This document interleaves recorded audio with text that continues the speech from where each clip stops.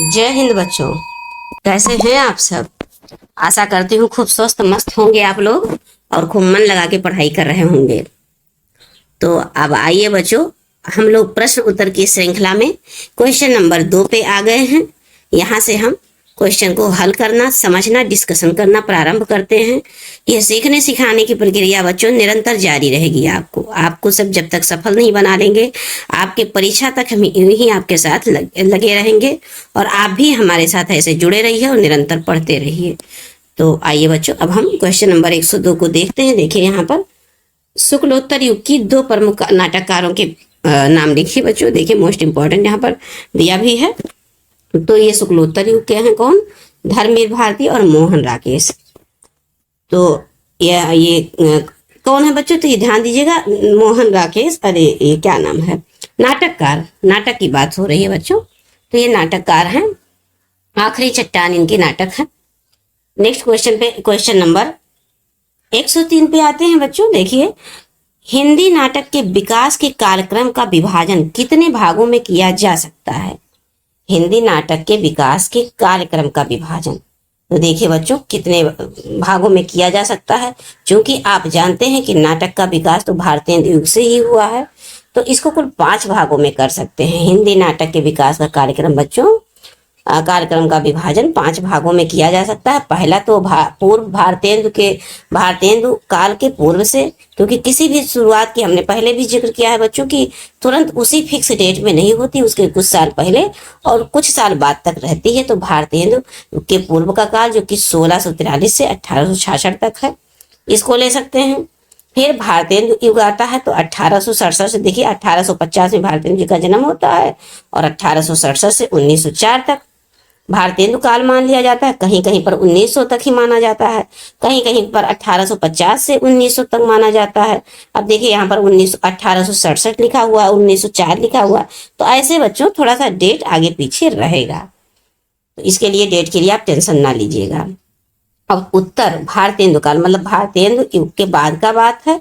तो देखिए बच्चों 1905 से 1915 तक, और फिर प्रसाद काल आ जाता है, जयशंकर प्रसाद, तो 1915 से 1930 ईस्वी तक। फिर बच्चों प्रसादोत्तर मतलब प्रसाद जयशंकर प्रसाद के काल के बाद के, तो 1930 के फिर आगे तक नाटक के इसको 5 भागों में ऐसे बांट सकते हैं। देखिए बच्चों, भारतेंदु के पूर्व से शुरू हुआ, भारतेंदु काल आया, फिर उत्तर भारतेंदु काल के बाद का काल आया, फिर प्रसाद काल आया, फिर प्रसाद के बाद का काल आया। तो भारतेंदु युग, शुक्ल युग, द्विवेदी युग, फिर आधुनिक युग, इस तरह से युगों को बांटा गया है। बच्चों ये सारे युग हैं जो आधुनिक युग में ही आते हैं। ये सारे जो युग का विभाजन है बच्चों, ये आधुनिक युग में ही आते हैं। ये जो आधुनिक युग में आपके भारतेंदु युग हो गए, द्विवेदी युग हो गए, शुक्ल युग हो गए, छायावादी युग हो गए, प्रगतिवादी युग, ये सब ये आधुनिक युग में ही आते हैं। अब आइए क्वेश्चन नंबर हम 104 की तरफ बढ़ते हैं। पाश्चात्य दृष्टि से हिंदी नाटक के तत्वों का उल्लेख कीजिए। पाश्चात्य विद्वानों ने हिंदी नाटक के प्रमुख 6 तत्वों को बताए हैं। कौन?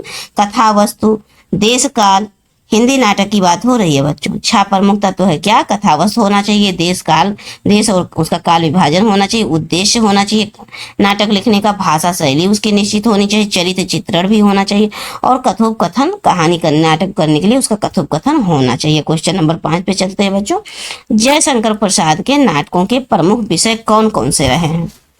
जयशंकर प्रसाद ने जो नाटक लिखे उसके प्रमुख विषय तो प्राचीन भारतीय इतिहास और संस्कृत का समन्वय, देश प्रेम, आधुनिक युग की समस्याएं, फिर मानव मन का द्वंद्व आदि जयशंकर प्रसाद के नाटकों का प्रमुख विषय रहा है। बच्चों एक बार फिर से पढ़ लेते हैं कि जो प्राचीन भारतीय इतिहास है और संस्कृत का समन्वय, ये उद्देश्य रहा।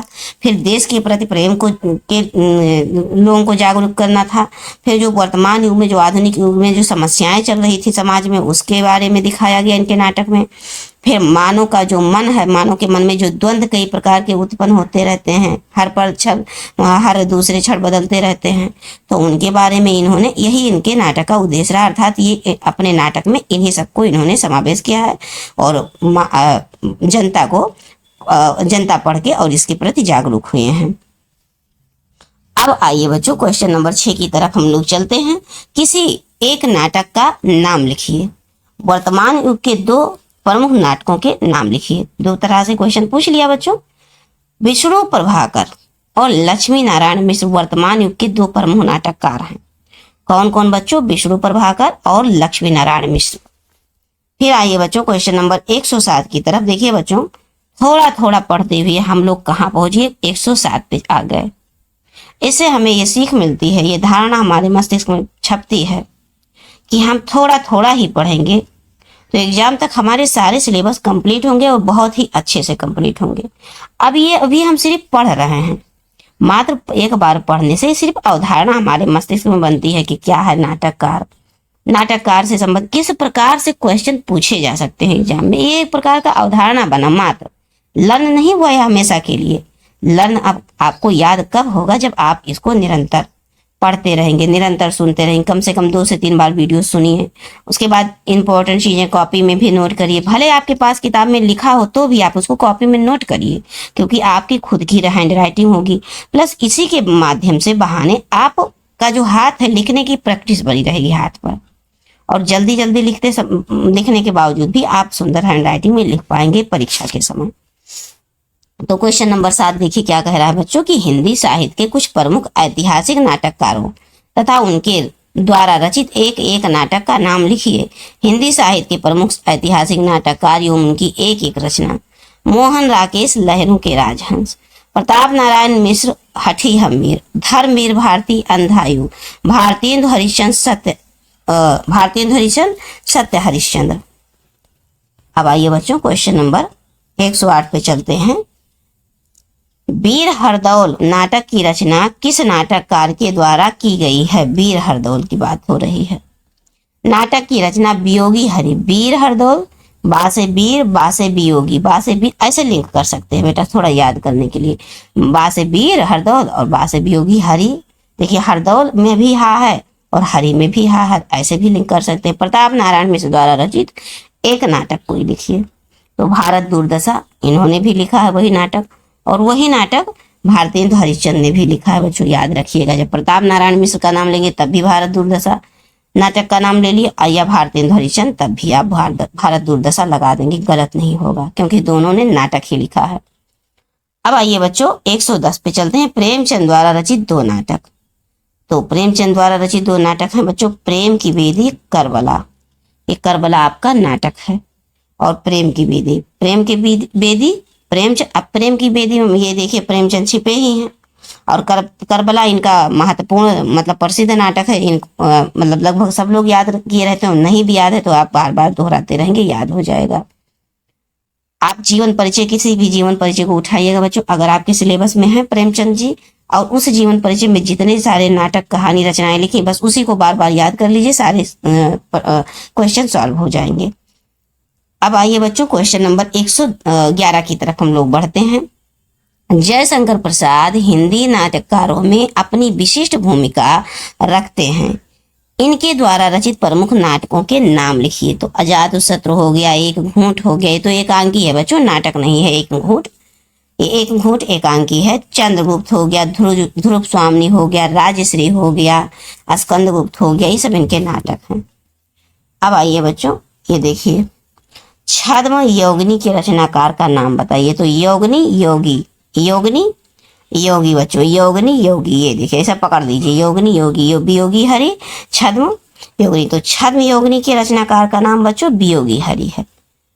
अब आइए नेक्स्ट क्वेश्चन 113 पे। सुमित्रानंदन पंत हो गए, उदय शंकर भट्ट किस श्रेणी के नाटककार हैं?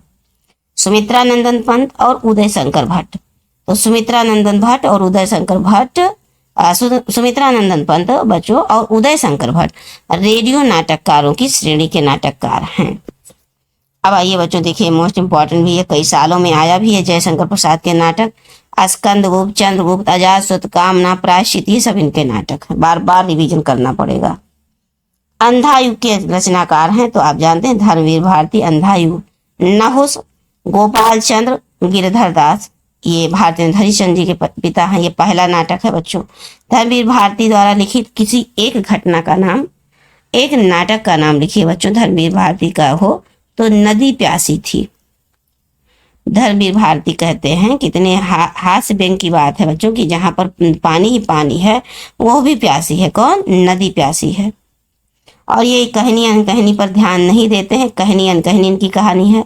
और ठेले पर हिमालय, कहनी और अनकहनी पर इन्होंने ध्यान न देकर कि कौन क्या कहेगा कौन क्या नहीं कहेगा, और इन्होंने हिमालय को ठेले पर लाकर खड़ा कर दिया। किसने? धर्मवीर भारती ने। कहनी अनकहनी, ठेले पर हिमालय, और नदी प्यासी थी, ये नाटक है। अब आइए बच्चों क्वेश्चन नंबर 108 की तरफ। देखिए बच्चों, ऐसे हम जो जिक्र कर रहे हैं ना एक दूसरे से लिंक करके, यही सुनने सुनाने की प्रक्रिया आप निरंतर जारी रखिएगा। आप निरंतर ये जारी रहे, क्योंकि बच्चों पढ़ना अवश्य पड़ेगा। पढ़ने के सिवाय और कोई सफलता का दूसरा कोई ऑप्शन ही नहीं है। आपको निरंतर पढ़ते रहना है। पढ़ने में रुचि लगाना पड़ेगा, इंटरेस्ट जगाना पड़ेगा, मन को लगाना पड़ेगा पढ़ने के लिए। और जब भी आपको आलस लगे, जिस समय आपको लगे कि नहीं अभी नहीं पढ़ेंगे, उसी समय आप अपने मन से कहिए कि उसी वक्त आप पढ़िए। वो समय जब आपका मन बिल्कुल ना कहे पढ़ने को, सेम उसी वक्त अपने आप को जिद करिए, ठान लीजिए नहीं हमको पढ़ना, चाहे 5 ही मिनट पढ़ेंगे, पढ़ेंगे जरूर। क्यों? क्योंकि मेरा मन कह रहा कि नहीं पढ़ेंगे और मेरा पढ़ना बहुत जरूरी है, इसलिए मैं पढ़ूंगा। ये बात अपने दिमाग में ठान लीजिए बच्चों। अब आइए क्वेश्चन नंबर 118 की तरफ हम लोग चलते हैं। जयशंकर प्रसाद की 2 ऐतिहासिक नाटक, तो अजात शत्रु और चंद्रगुप्त। लहरों के राजहंस के रचनाकार का नाम बताइए, तो मोहन राकेश है बच्चों। आधे अधूरे, लहरों के राजहंस, कितने पाकिस्तान, ये सब। जयशंकर प्रसाद के परवर्ती मतलब बाद के नाटककार, अर्थात जयशंकर प्रसाद के बाद के नाटककार के नाम बताइए।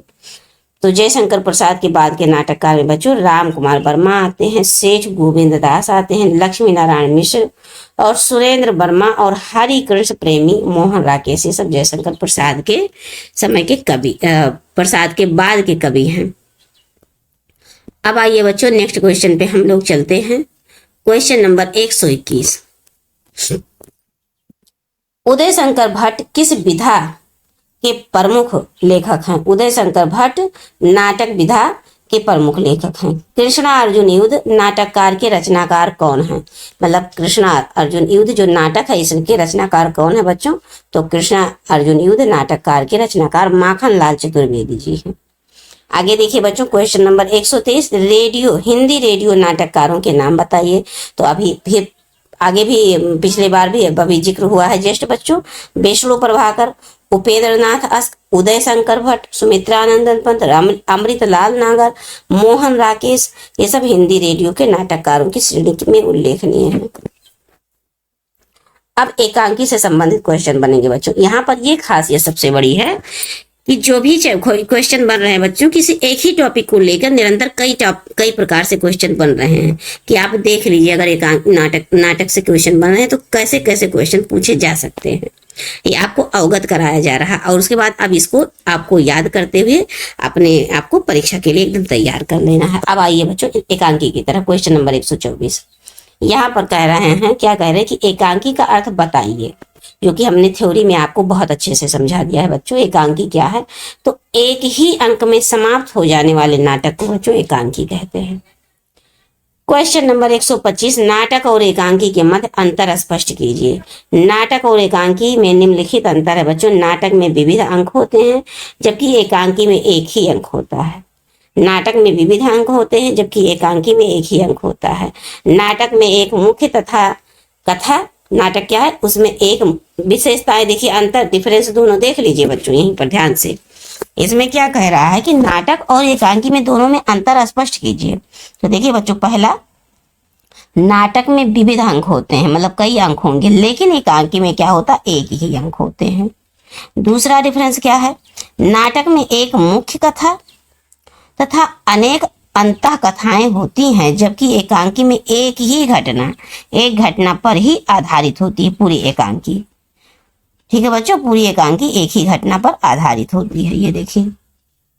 अब नाटक, तीसरा देखिए विशेषता बच्चों, नाटक बड़ा होने के कारण अतिरिक्त समय में अभिनीत होता है जबकि एकांकी संक्षिप्तीकरण अर्थात छोटा होने के कारण लघु समय, कम ही समय लेता है, कम समय में ही अभिनीत हो जाता है।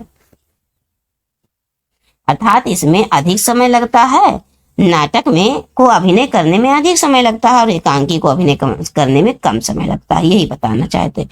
क्वेश्चन नंबर 126 पे आइए देखिए बच्चों, विषय की दृष्टि से हिंदी एकांकी को कितने भागों में विभाजित किया गया?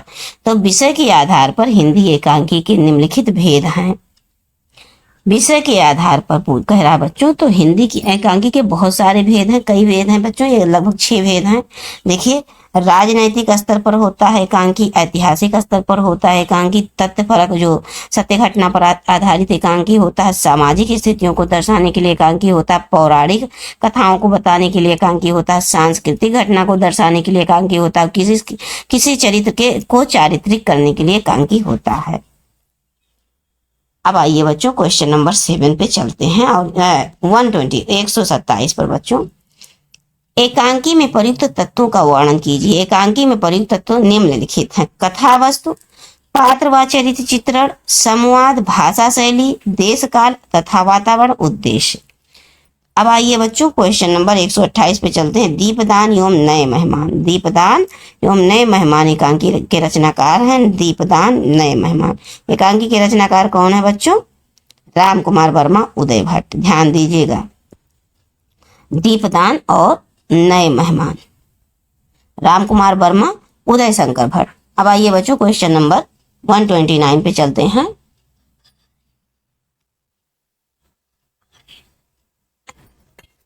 आइए बच्चों देखिए, भगवत शरण उपाध्याय की रचना की एक रचना का नाम लिखिए। भगवत शरण उपाध्याय की एक रचना, तो देखिए बच्चों, भगवत शरण उपाध्याय द्वारा रचित किसी एक एकांकी का नाम लिखिए। आप रचना भी पूछ सकता है और एकांकी भी पूछ सकता है, तो बताइए आप क्या इसमें देखिए, भगवत शरण उपाध्याय द्वारा रचित एकांकी का नाम कुछ फीचर, कुछ एकांकी, याद रखेंगे ना बच्चों, कुछ फीचर कुछ एकांकी भगवत शरण उपाध्याय, कुछ फीचर कुछ एकांकी भगवत शरण उपाध्याय।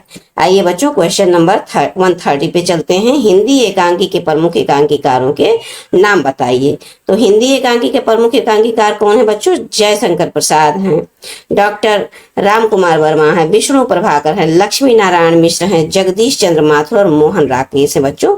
ये प्रमुख एकांकीकारों के निम्नलिखित नाम हैं। तो आइए बच्चों, अब हम नेक्स्ट, ये आज के क्लास का अंतिम क्वेश्चन, नेक्स्ट क्लास में हम मिलेंगे क्वेश्चन नंबर 131 के साथ। अब बच्चों, अगर आपको चीजें समझ में आ रही हैं तो आप कमेंट के माध्यम से अवश्य बताएं। बच्चों में, अन्य रिलेटिव्स में भी शेयर करें, जिन बच्चों को बस इससे लाभ हो जाए, जो इस क्लास में पढ़ रहे हैं उनको, उनके पास किसी तरह पहुंच जाए। हमारा उद्देश्य है बच्चों कि आपको हिंदी गद्य साहित्य, पद्य साहित्य, जो भी सारी चीजें हैं, जो भी आपको कठिन लग रही हैं, उसको आसान तरीके से, रोचक तरीके से पढ़ाने का यही बस उद्देश्य मात्र ये है बच्चों, कि चीजें आपको समझ में आए और आप अच्छा परफॉर्मेंस अपनी परीक्षा में कर पाए। तो आइए बच्चों, इसके साथ अब हम आज वीडियो समाप्त करते हैं और अब मिलते हैं आपको नेक्स्ट क्लास में क्वेश्चन नंबर 131 के साथ। जय हिंद बच्चों।